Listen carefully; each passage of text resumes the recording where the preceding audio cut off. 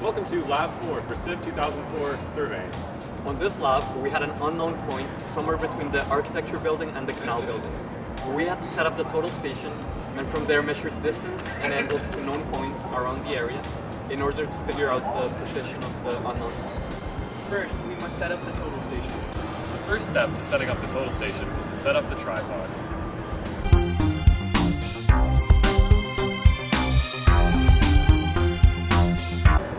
Make sure the spikes for the total station are firmly in the ground, otherwise it might slip.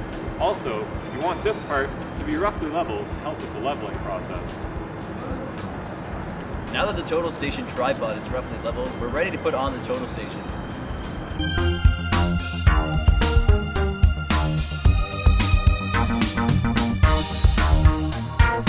Once you attach the total station, make sure to level the total station using the bubble here, once again using the tripod legs.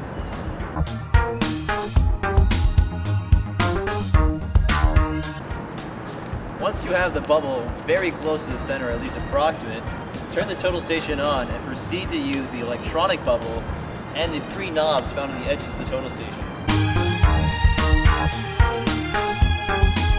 Once the bubble is in the center, you are now ready to start surveying.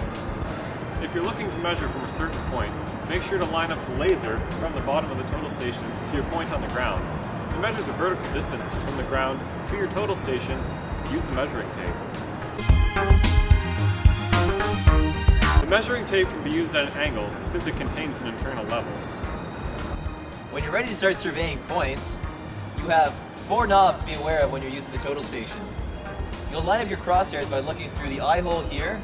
When you need to focus the crosshairs, use the inner and outer knobs to adjust the focus.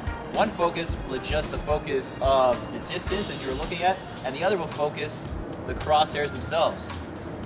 Position the crosshairs you can tilt up and down, and for precise measurement, you can use these 2 knobs on the side here.